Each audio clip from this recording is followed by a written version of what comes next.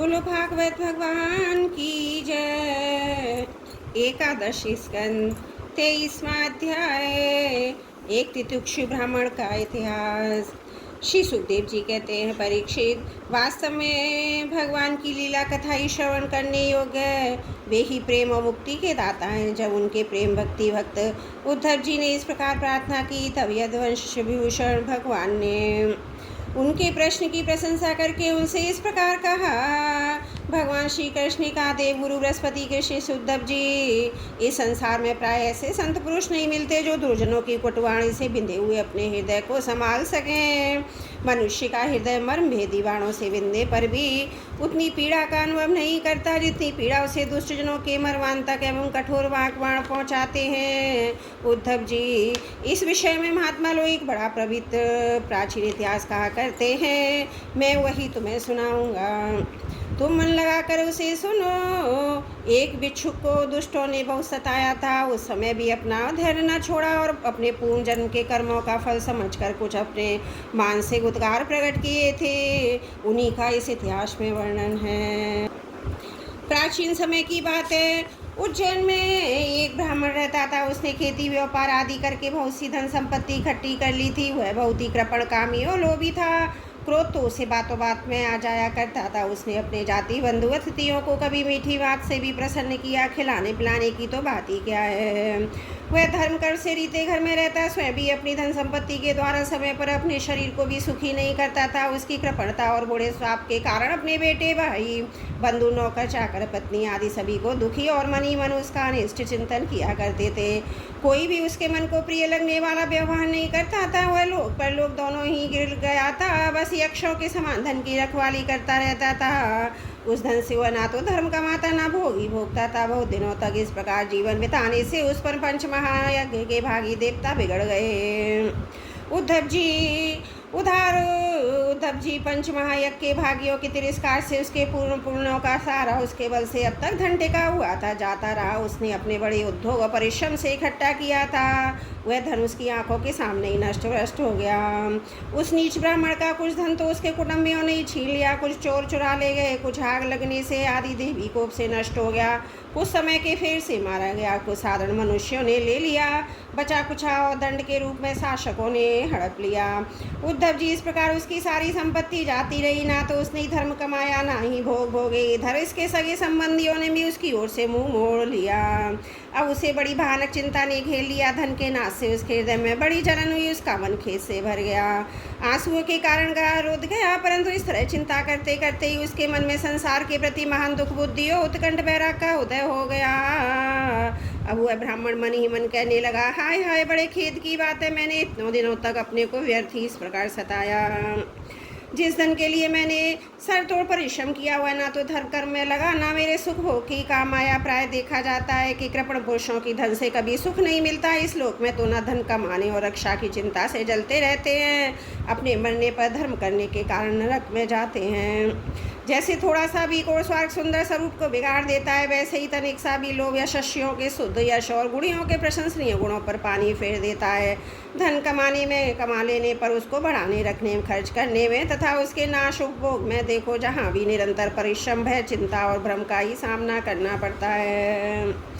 चोरी, हिंसा, झूठ बोलना, दंभ, काम, क्रोध, गर्व, अहंकार, भेद बुद्धि, भैरव, विश्वास, स्पर्धा, लंपटता, जुआ और शराब, ये 15 अनर्थ मनुष्यों में धन के कारण ही माने गए हैं। इसलिए कल्याणकामी पुरुष को चाहिए कि धर्म और परमार्थ के विरोधी अनर्थ, नामधारी अनर्थ से दूर ही छोड़ दें। भाई, बंधु, स्त्री, पुत्र, माता पिता, सगे संबंधी जो इसने बंधन से बंधकर बिल्कुल एक हुए रहते हैं, सबके सब कोड़ी के समान इतने फट जाते, तुरंत एक दूसरे के शत्रु बन जाते हैं। ये लोग थोड़े से धन के लिए भी शुद्ध और क्रुद्ध हो जाते हैं। बात की बात में सौहार्द संबंध छोड़ देते हैं, लाग डांट लगते हैं, एकाएक प्राण देने पर उतारू हो जाते हैं, यहाँ तक कि एक दूसरे का सर्वनाश कर डालते हैं।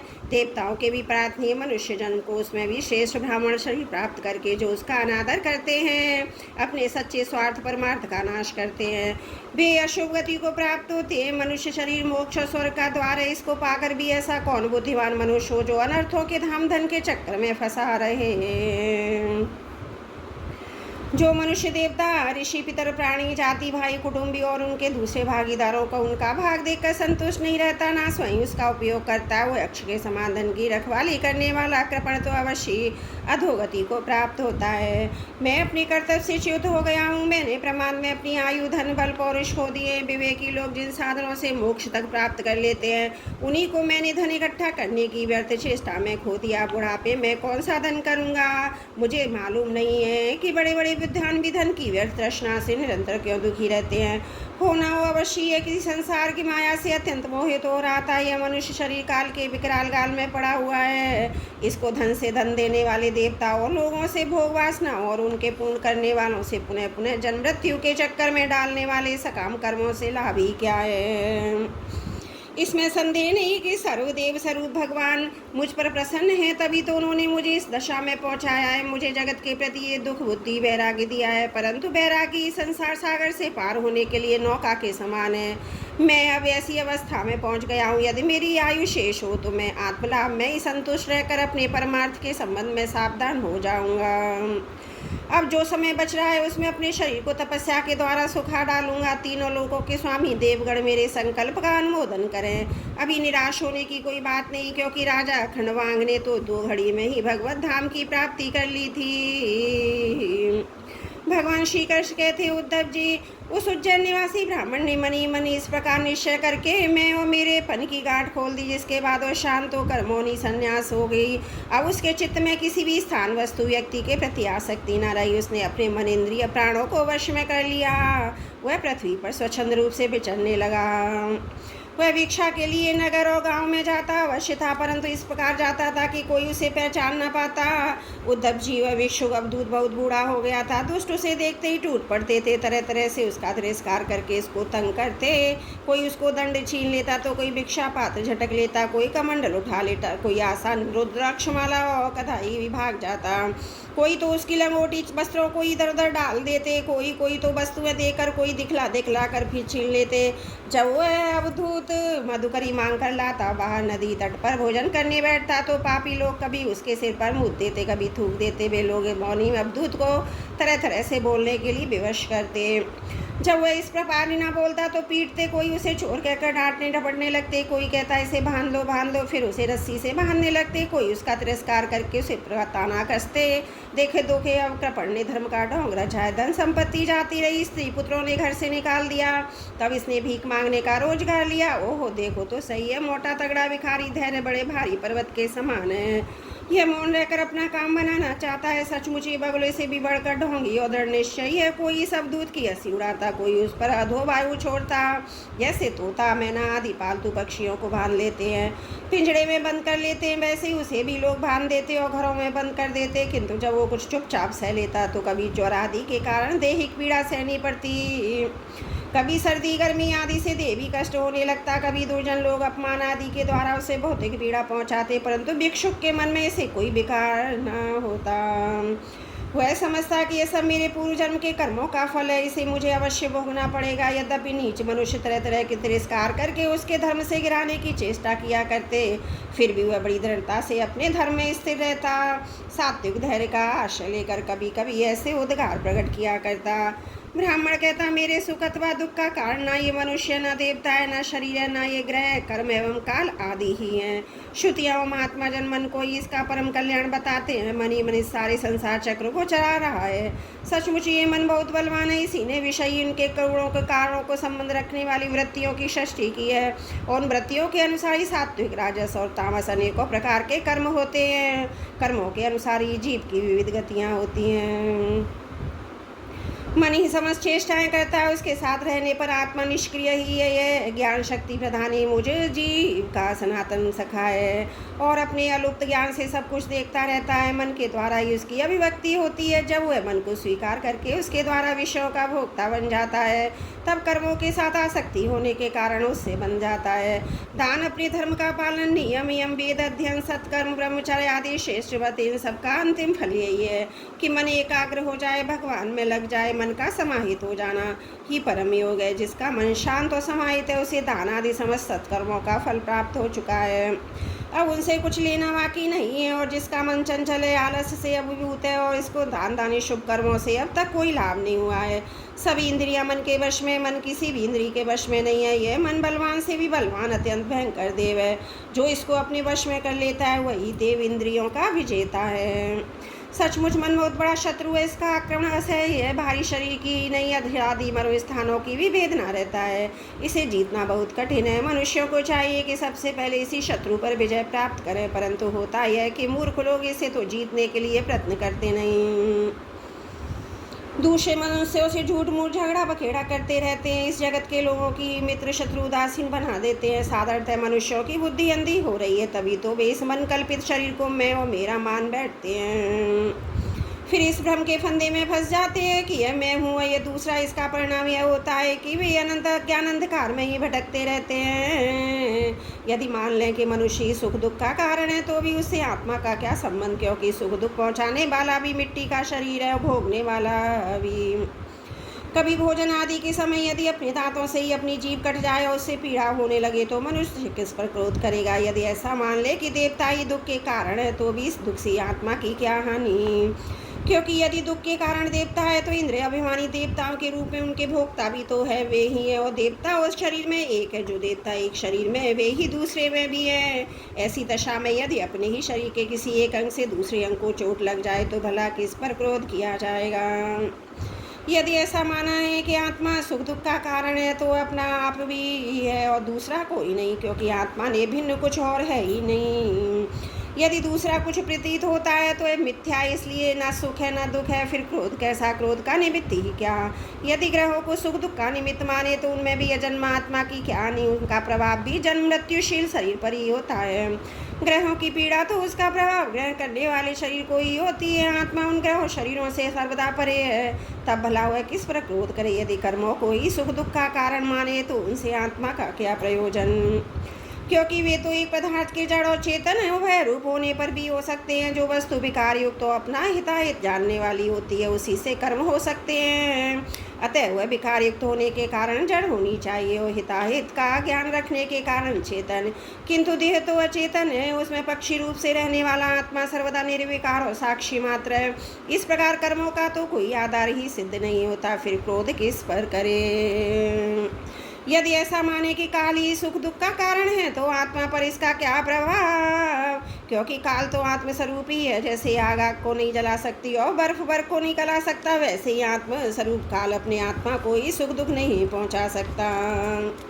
फिर किस बात पर क्रोध किया जाए। आत्मा शीत उष्ण सुख दुख आदि द्वंद्वों से सर्वदा अतीत है। आत्मा प्रकृति के स्वरूप धर्म कार्य लेश संबंध और गंध से भी रहित है। उसे कभी किसी के द्वारा किसी भी प्रकार से द्वंद्व का स्पर्श ही नहीं होता। वह तो जन्म मृत्यु के चक्र में भटकने वाले अहंकार को ही होता है। जो इस बात को जान लेता है वह फिर किसी भी भय के निमित्त से भयभीत नहीं होता। बड़े बड़े प्राचीन ऋषि मुनियों ने इस परमात्मा निष्ठा का आश्रय ग्रहण किया है। मैं भी इसी का आश्रय ग्रहण करूँगा। मुक्ति तथा प्रेम के दाता भगवान के चरण कमलों की सेवा के द्वारा इसे तुरंत अज्ञान सागर को अनायास ही पार कर लूँगा। भगवान श्री कृष्ण कहते, उद्धव जी, उस ब्राह्मण का धन नष्ट क्या हुआ, उसका सारा क्लेश ही दूर हो गया। वह संसार से विरक्त हो गया था, संन्यास लेकर पृथ्वी पर स्वच्छंद विचर रहा था। यद्यपि दुष्टों ने उसे बहुत सताया, फिर भी अपने धर्म में अटल रहा, तनिक भी विचलित न हुआ। उस समय वह मौनी अवधूत बनी मन इस प्रकार का गीत गाया करता था, उद्धव जी, इस संसार में मनुष्य को कोई दूसरा दुख और सुख नहीं देता, वह तो उसके चित्त का भ्रम मात्र है। ये सारा संसार और इसके भीतर मित्र उदासीन शत्रु के भेद अज्ञान कल्पित है। इसलिए प्यारे उद्धव, अपनी वृत्तियों को मुझ में तन्मय कर दो और इस प्रकार अपनी सारी शक्ति लगाकर मन को वश में कर लो और फिर मुझ में ही नीति युक्त होकर स्थित हो जाओ। बस सारे योग साधन का इतना ही सार संग्रह है। ये भिक्षुक का गीत क्या है, मूर्तिमान ब्रह्म ज्ञान निष्ठा ही है। जो पुरुष एकाग्र से इसे सुनता सुनाता और धारण करता हुआ कभी सुख दुख आदि द्वंद्वों के वश में नहीं होता, उनके बीच में भी वह सिंह के समान दहाड़ता रहता है। बोलो भागवत भगवान की जय। एकादशी स्कंद 23वां अध्याय समाप्त। त्रुटियों के लिए क्षमा प्रार्थी हूँ। बोलो भागवत भगवान की जय। एकादशी स्कंद 24वां अध्याय सांख्य योग। भगवान श्री कृष्ण कहते, प्यारे उद्धव, अब मैं तुम्हें सांख्य शास्त्र का निर्णय सुनाता हूँ। प्राचीन काल के बड़े बड़े ऋषि मुनियों ने इसका निश्चय किया कि जब जीव इसे भली भांति समझ लेता है तो भेद बुद्धि मूलक और सुख दुख आदि रूप भ्रम का त्याग कर देता है। युगों से पूर्व प्रलय काल में, आदि सत्य युग में और जब कभी मनुष्य विवेक निपुण होते हैं, इन सभी अवस्थाओं में यह संपूर्ण दृश्य दृष्टा जगत और जीव विकल्प शून्य, किसी प्रकार के भेदभाव से रहित केवल ब्रह्म ही होते हैं। इसमें संदेह नहीं कि ब्रह्म में किसी प्रकार का विकल्प नहीं है। वह केवल अद्वितीय सत्य है। मन और वाणी की उसमें गति नहीं है। ये ब्रह्म ही माया उसमें प्रतिबिंबित जीवन के रूप में दृश्यो दृष्टा के रूप में दो भागों में विभक्त सा हो गया। उनमें से एक को वस्तु प्रकृति कहते हैं, उसी ने जगत में कार्य और कारण का रूप धारण किया। दूसरी वस्तु को जो ज्ञान रूप है पुरुष कहते हैं। उद्धव जी, मैंने ही जीवों के शुभ अशुभ कर्मों के अनुसार प्रकृति को शुद्ध किया। तब उसने सत्य रज और तम ये तीन गुण प्रकट हुए। उनसे क्रिया शक्ति प्रधान सूत्र और ज्ञान शक्ति प्रधान में तत्व प्रकट हुए। वे दोनों परस्पर मिले हुए ही हैं। मैं तत्व में विकार होने पर अहंकार व्यक्त हुआ। यह अहंकारी जीवों को मोह में डालने वाला है। वह तीन प्रकार का है, सात्विक, राजस और तामस। अहंकार पंचतन मात्रा इंद्रिया और मन का कारण है, इसलिए जड़ चेतन उभयात्मक है। तामस अहंकार से पंचतन मात्राएं, उनसे पांच भूतों की उत्पत्ति हुई, तथा राजस अहंकार से इंद्रियां, सात्विक अहंकार से इंद्रियों के अधिष्ठाता 11 देवता प्रकट हुए। ये सभी पदार्थ मेरी प्रेरणा से एकत्र होकर परस्पर मिल गए। इन्होंने ही ब्रह्मांड रूप अंड उत्पन्न किया।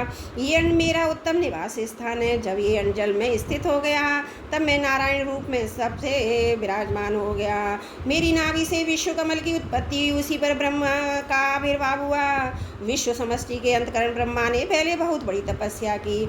इसके बाद मेरा कृपा प्रसाद प्राप्त करके रजोगुण के द्वारा भू भव स्व अर्थात पृथ्वी, अंतरिक्ष और स्वर्ग, इन तीन लोगों की और लोकपालों की रचना की। देवताओं के निवास के लिए स्वर्ग लोक, भूत प्रेत आदि के लिए भूलोक, अंतरिक्ष और मनुष्य आदि के लिए भूलोक, पृथ्वी लोक का निश्चय किया गया। इन तीनों लोकों से ऊपर महल लोक, तपलोक आदि सिद्धों के निवास स्थान हुए। षष्टिकार में समर्थ ब्रह्मा जी ने असुर और नागों के लिए पृथ्वी के नीचे अतल वितल सुतल और 7 पाताल बनाए। इन्हीं तीनों लोकों में त्रिगुणात्मक कर्मों के अनुसार विविध गतियाँ प्राप्त होती हैं। योग तपस्या संन्यास के द्वारा महल लोक, जनलोक, तपलोक, सत्य लोक रूप उत्तम गति प्राप्त होती है, तथा भक्ति योग से मेरा परम धाम मिलता है। यह सारा जगत कर्मों उनके संस्कारों से युक्त है। मैं ही काल रूप से कर्मों के अनुसार उनके फल का विधान करता हूँ।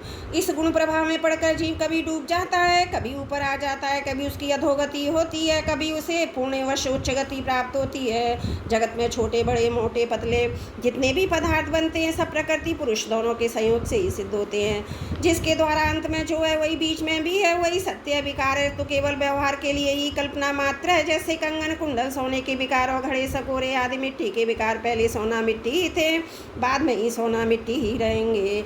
अतः बीच में भी वे सोना मिट्टी ही है। पूर्ववर्ती कारण में तत्व आदि भी जिस प्रकार कारण को उपादान बनाकर ऊपर अहंकार आदि कार्य वर्ग की सृष्टि करते हैं, वही उनकी अपेक्षा भी परम सत्य। तात्पर्य है कि जो जिस किसी भी कार्य के आदि अंत में विद्यमान रहता है वही सत्य है। इस प्रपंच का उपादान कारण प्रकृति है, परमात्मा अधिष्ठान है। उसको प्रकट करने का वाला काल है। व्यवहार काल की त्रिविधता वस्तुतः ब्रह्म स्वरूप है और मैं वही शुद्ध ब्रह्म हूँ। जब तक परमात्मा की ईक्षण शक्ति अपना काम करती रहती है, जब तक उसकी पालन प्रवृत्ति बनी रहती है, तब तक जीवों के कर्म भोग के लिए कारण कार्य रूप से अपना पिता पुत्र आदि के रूप में षष्टि चक्र निरंतर चलता रहता है। यह विराटी विविध लोकों की षष्ठी है, स्थिति संहारी लीला भूमि है। जब मैं काल रूप में इसमें व्याप्त होता हूँ, प्रलय का संकल्प करता हूँ, तब ये भुवनों के साथ विनाश रूप विभाग के योग्य हो जाता है। उसके लीन होने की प्रक्रिया है कि प्राणियों के शरीर अन्न में, अन्न बीज में, बीज भूमि में और भूमि गंध तन मात्रा में लीन हो जाती है। गंध जल में, जल और अपने गुण रस में, रस तेज में और तेज रूप में लीन हो जाता है। रूप वायु में और वायु स्पर्श में, आकाश में तथा आकाश शब्द मात्राओं में हो जाता है। इंद्रियां अपने कारण देवताओं में अंततः राजस अहंकार में समा जाती हैं। हे सौम्य, राजस अहंकार अपने नियंता सात्विक अहंकार रूप मन में शब्द तन मात्रा है। पंचभूतों के कारण तामस अहंकार में सारे जगत को मोहित करने में समर्थ त्रिविध अहंकार में तत्व में लीन हो जाता है। ज्ञान शक्ति क्रिया शक्ति प्रधान में तो अपने कारण गुणों में लीन हो जाता है। गुण अव्यक्त प्रकृति में प्रकृति अपने प्रेरक अविनाशी काल में लीन हो जाती है। काल माया में जीव में और जीव मुझ जन्म आत्मा में लीन हो जाता है। आत्मा किसी में लीन नहीं होता, वह उपाधि रहित अपने स्वरूप में ही स्थित रहता है। वह जगत की षष्ठी लय का अधिष्ठान अवधि है। उद्धव जी, जो इस प्रकार विवेक दृष्टि से देखता है उसके चित्त में ये प्रपंच का भ्रम हो ही नहीं सकता। यदि कदाचित उसकी स्मृति में भी आ जाए तो अधिक काल तक हृदय में ठहर कैसे सकता है? क्या सूर्योदय होने पर आकाश में अंधकार ठहर सकता है? उद्धव जी, मैं कार्य और कारण दोनों का ही साक्षी हूँ। मैंने तुम्हें षष्ठी से प्रलय और प्रलय से षष्ठी तक की सांख्य विधि बतला दी। इसमें संदेह की गांठ कट जाती है और पुरुष अपने स्वरूप में स्थित हो जाता है। बोलो भागवत भगवान की जय। एकादशी स्कंद 24वां अध्याय समाप्त। त्रुटियों के लिए क्षमा प्रार्थी हूँ। बोलो भागवत भगवान की जय। एकादशी स्कंद 25वां अध्याय। तीनों गुणों की वृत्तियों का निरूपण। भगवान श्री कृष्ण कहते हैं, पुरुषवर उद्धव जी, प्रत्येक व्यक्ति में अलग अलग गुणों का प्रकाश होता है। उनके कारण प्राणियों के स्वभाव में भी भेद हो जाता है। अब मैं बतलाता हूँ कि तुम किस गुण में कैसा कैसा स्वभाव बनता है। तुम सावधानी से सुनो। सतगुण की वृत्तियाँ हैं शम, मन, संयम, दम, इंद्रियां, निग्रह, तितिक्षा, सहिष्णुता, विवेक, तप, सत्याधा, स्मृति, संतोष, त्याग, विषयों के प्रति अनिच्छा, श्रद्धा, लज्जा, पाप करने, स्वाभाविक संकोच, आत्मरति, दान, विनय, सरलता आदि। रजोगुण की वृत्तियाँ इच्छा, प्रत्न, घमंड, तृष्णा, संतोष, ऐठ, अकड़, देवताओं से धन आदि की याचना, भेद बुद्धि, विषय भोग, युद्ध आदि के लिए मद जनित उत्साह, अपनी यश में प्रेम, हास्य, पराक्रम, हठपूर्वक युद्ध करना आदि। तमोगुण की वृत्तियां हैं क्रोध, अशिष्टता, लोभ, मिथ्या भाषण, हिंसा, याचना, पाखंड, श्रम, कलह, शोक, मोह, विषाद, दीनता, निंद्रा, आशा, भय और अकर्मण्यता आदि। इस प्रकार क्रम से सद्गुण, रजोगुण, तमोगुण की अधिकांश वृत्तियां का पृथक पृथक वर्णन किया गया है। अब उनके मेल से होने वाली वृत्तियों का वर्णन सुनो।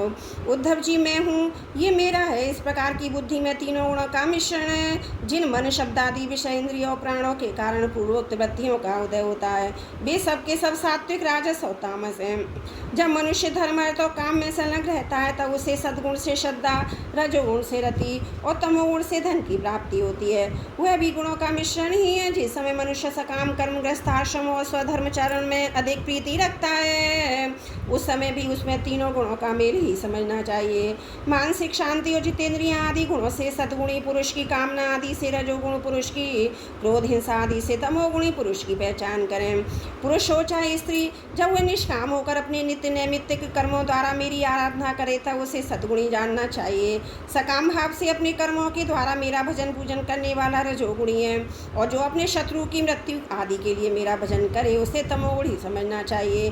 सत, रज और तम इन तीनों गुणों का कारण जीव का चित्त है, उनमें मेरा कोई संबंध नहीं है। इन्हीं गुणों के द्वारा जीव शरीर और धन आदि में आसक्त होकर बंधन में पड़ जाता है। सद्गुण प्रकाशक, निर्मल और शांत है। जिस समय और रजोगुण है तमोगुण को दबाकर बढ़ाता है, उस समय पुरुष सुख, धर्म, ज्ञान आदि का भाजन हो जाता है।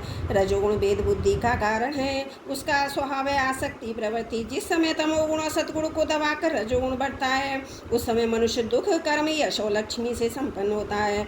तमोगुण का स्वरूप है अज्ञान, उसका स्वभाव है आलस्य और बुद्धि की मूर्ता। जब वह बढ़कर सतगुण और रजोगुण को दबा देता है तब प्राणी तरह तरह की आशाएं करता है, शोक मोह में पड़ जाता है, हिंसा करने लगता है, निंद्रा आलस के वशीभूत होकर पड़ता है। जब चित्त प्रसन्न हो, इंद्रियां शांत हो, देह निर्भय हो और मन में आसक्ति न हो तब सद्गुण की वृद्धि समझनी चाहिए। सद्गुण मेरी प्राप्ति का साधन है। जब काम करते करते जीव की बुद्धि चंचल, ज्ञान इंद्रियां असंतुष्ट, कर्मेंद्रियां विकार युक्त, मन भ्रांत और शरीर अस्वस्थ हो जाए तब समझना चाहिए रजोगुण जोर पकड़ रहा है। जब चित्त ज्ञान इंद्रियों के द्वारा शब्द आदि विषयों को ठीक ठाक समझने में असमर्थ हो जाए, खिन्न होकर लीन होने लगे, मन सूना सा हो जाए और अज्ञान और विषाद की वृद्धि हो तब समझना चाहिए तमोगुण वृद्धि पर है। उद्धव जी, सद्गुण के बढ़ने पर देवताओं का, रजोगुण के बढ़ने पर असुरों का और तमोगुण के बढ़ने पर राक्षसों का बल बढ़ जाता है। वृत्तियों में भी क्रमशः सत्वादि गुणों की अधिकता होने पर देवत्व, असुरत्व और राक्षस तत्व प्रधान निवृत्ति प्रवृत्तिता मोह की प्रधानता हो जाती है। सद्गुण से जागृत अवस्था, रजोगुण से स्वप्न अवस्था और तमोगुण से सुषुप्ति अवस्था होती है। तुरी इन तीनों में से एक सा व्याप्त रहता है, वही शुद्ध और एक रस आत्मा है। वेदों के अभ्यास में तत्पर ब्राह्मण सद्गुण के द्वारा उत्तरोत्तर ऊपर के लोक में जाते हैं। तमोगुण से जीवों को वृक्ष आदि पर्यंत अधोगति प्राप्त होती है और रजोगुण से मनुष्य शरीर मिलता है, जिसकी मृत्यु सद्गुण की वृद्धि के समय होती है। उसे स्वर्ग की प्राप्ति होती है। जिसकी रजोगुण की वृद्धि के समय होती है उसे मनुष्य लोक मिलता है। जो तमोगुण की वृद्धि के समय मरता है उसे नरक की प्राप्ति होती है। परंतु जो पुरुष त्रिगुणाती है, जीवन मुक्त होते हैं, उन्हें मेरी ही प्राप्ति होती है। जब अपने धर्म का आचरण मुझे समर्पित करके अथवा निष्काम भाव से किया जाता है तब वह सात्विक होता है। जिस कर्म के अनुष्ठान में किसी फल की कामना नहीं रहती वह राजसिक होता है। जिस कर्म में किसी सताने दिखाने का कारण भाव रहता है वह तामसिक होता है। शुद्ध आत्मा का ज्ञान सात्विक है, उसको कर्ता भोक्ता समझना राजस ज्ञान है, उसे शरीर समझना तो सर्वदा तामसिक है। इन तीनों से विलक्षण मेरे स्वरूप का वास्तविक ज्ञान निर्गुण ज्ञान है। वन में रहना सात्विक निवास है, गांव में रहना राजस है और जुआ घर में रहना तामसिक है। इन सब से बढ़कर मेरे मंदिर में रहना निर्गुण निवास है। अनासक्त भाव से कर्म करने वाला सात्विक है, राग अंध होकर कर्म करने वाला राजसिक है, पूर्व पर विचार से रहित होकर कर्म करने वाला तामसिक है। इनके अतिरिक्त जो पुरुष केवल मेरी शरण में रहकर बिना अहंकार कर्म करता है, निर्गुण करता है, आत्मज्ञान विषयक श्रद्धा सात्विक श्रद्धा है, कर्म विषयक श्रद्धा राजस है और जो श्रद्धा धर्म में होती है तामस है, तथा मेरी सेवा में जो श्रद्धा है वह निर्गुण श्रद्धा है। आरोग्यदायक पवित्र और अनायास प्राप्त भोजन सात्विक है, रस इंद्रियों को रुचिकर और स्वाद की दृष्टि से युक्त आहार राजस है, तथा दुखदायी और पवित्र आहार तामस है। अंतर्मुक्ता से आत्मचिंतन से प्राप्त होने वाला सुख सात्विक है, बहिर्मुक्ता से विषयों से प्राप्त होने वाला राजस है, तथा ज्ञान और दीनता से प्राप्त होने वाला सुख तामस है। जो सुख मुझसे मिलता है वह तो गुणातीत और अप्रकृत है। उद्धव जी, द्रव्य वस्तु देश स्थान फल काल ज्ञान कर्म कर्ता श्रद्धा अवस्था देव मनुष्य दीर्घाय आदि शरीर और निष्ठा सभी तिरुआत्मक है। नर रत्न पुरुष और प्रकृति आश्रित जितने भी भाव हैं सभी गुण में वे चाहे नेत्रादि इंद्रियों से अनुभव किए हुए हों, शास्त्रों के द्वारा लोक लोकांतरों के संबंध में सुने गए हों अथवा बुद्धि के द्वारा सोचे विचारे गए हों। जीव को जितनी भी योनियाँ अथवा गतियाँ प्राप्त होती हैं वे सब उनके गुणों कर्मों के अनुसार होती हैं। हे स्वामी, सबके सब गुण चित्त से संबंध रखते हैं, इसलिए जीव उन्हें अनायास ही जीत सकता है।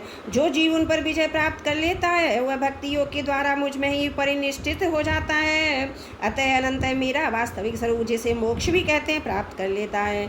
यह मनुष्य शरीर बहुत ही दुर्लभ है। इसी शरीर में तत्व ज्ञान, उसमें निष्ठा रूप विज्ञान की प्राप्ति संभव है। इसलिए इसे पाकर बुद्धिमान पुरुषों को गुणों की आसक्ति हटाकर मेरा भजन करना चाहिए। विचारशील पुरुष को चाहिए कि बड़ी सावधानी से सद्गुण के सेवन से रजोगुण तमोगुण को जीत ले, इंद्रियों को वश में कर ले, मेरे स्वरूप को समझकर मेरे भजन में लगा जाए।